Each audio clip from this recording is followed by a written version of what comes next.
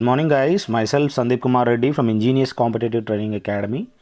Today we will be discussing about digestive system. So we have to know what exactly the functioning of the digestive system and what are the actual phases in it. So let us see what exactly has been given in our slides. Initially we have the movement of the food. It's also known as mobility. There are various stages. So among them, initial stage is movement. Propels food through the digestive system. Ingestion, and it's also known as mastication or chewing, takes place in the buccal cavity. So here we have to remember that mouth is also known as buccal cavity where we chew it, so or masticate. So here, as you can see, this is the ingestion of food and intaking of the food, how the process will takes place.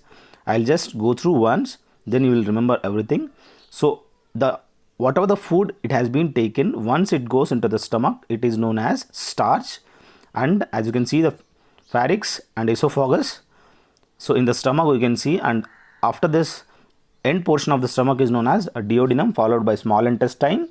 So these are the phases actually. So initially this propulsion takes place by swallowing, and then that swallowed food, that starch, directly chemical digestion along with the help of HCl, which has got pepsin and renin in that. And after absorbing the food, nutrients and water to blood vessels and lymph vessels, that happens in the small intestine, and water to blood vessels, that happens in the large intestine. So initially we have the stomach, followed by duodenum to small intestine, and followed by large intestine. Then that excretion or defecation takes place through anus. So here these are the phases where you will be having various process. So we'll just go through one by one. So in that buccal cavity, the chewing or mastication takes place, followed by peristalsis movement helps to mix the food with gastric juice and so turn it into a watery paste called chyme. So what happens once it turns into chyme, how it exactly happens? So this mix the food with the gastric juice. What we have, that gastric juice, that is hydrochloric acid, so which has got the pH value of 0 to 1. So 0 for the HCl and gastric juice is for the 1. So because it's of acidic nature, and that directly turns as a watery paste, that is known as chyme. So the middle part of the small intestine is what? So that is known as near about 8 feet of long it has got, that is known as jejunum. So the longest part is known as what? Ileum. Jejunum and ileum. So this jejunum length is 8 feet long, not the meters, it's a 8 feet long jejunum, and ileum is 12 feet long. So this whole length of the small intestine is what? Near about 18 feet long small intestine we can see in our human body. So it is divided into jejunum and ileum. Jejunum has got 8 feet long and 12 feet long of ileum. So I hope this will be helpful for you. Go through playlist, you will find 800 plus question papers for various examinations, so don't miss them. And next we have secretion, release of digestive juices. So initially we have movement, that is ingestion, and we have followed by secretion. So release of digestive juices in response to a specific stimulus. So this digestive juices, as you can see in that, along with the gallbladder, whatever it is there, so that bile juice as well as this digestive juice, it gets directly into watery.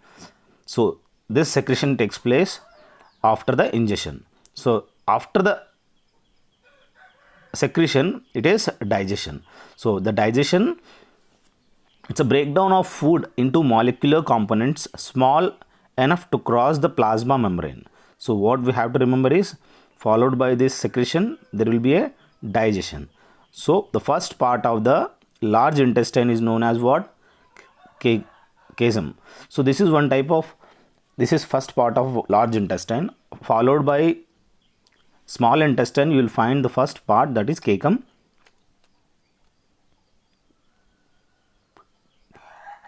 The appendix is connected to the cecum.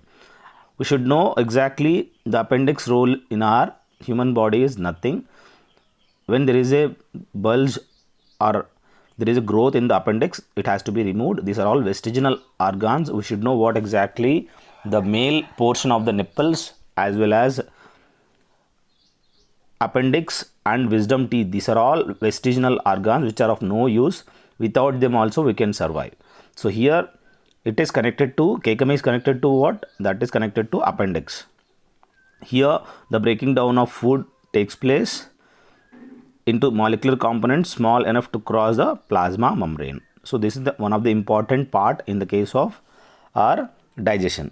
Next, I request you to call me for 2100 PDF of GK and GS if you are interested. I'll give you that free of cost.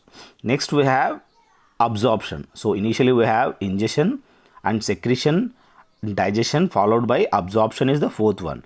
So it is the passage of the molecules into the body's interior and their passage throughout the body is known as absorption. So this absorption takes place like this. So whatever the food it has been taken, that food is a chemical form.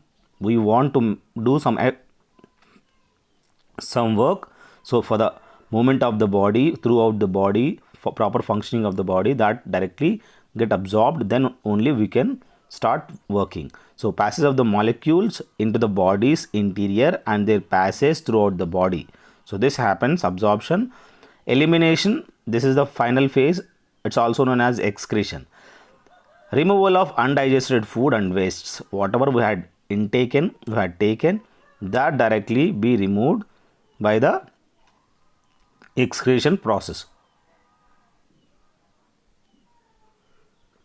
The human digestive system is a coiled muscular tube, long near about that muscular tube 6 to 9 meters of length, when fully extended, stretching from the mouth to the anus.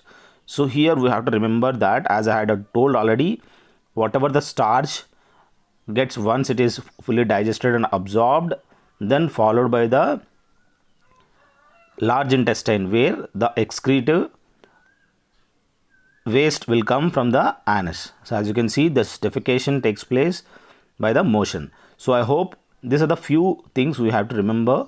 So all around, if we see once, so what are the 5 phases we have? Initially we have ingestion, that is next followed by secretion and digestion, and then we have absorption followed by the elimination. So it is the 5 phases. These are the 5 phases we have, and we must remember what exactly each and every part of functioning of their area. So I hope all these videos will help you a lot. If there is any query, please let me know. There are many things to discuss. I hope I had done my best for your benefit of examination. Thank you guys. Please share it to your friends also. This is what we expect from you. We don't expect any money. At least we expect you guys to share it. Thank you. Have a good day. Have a great life.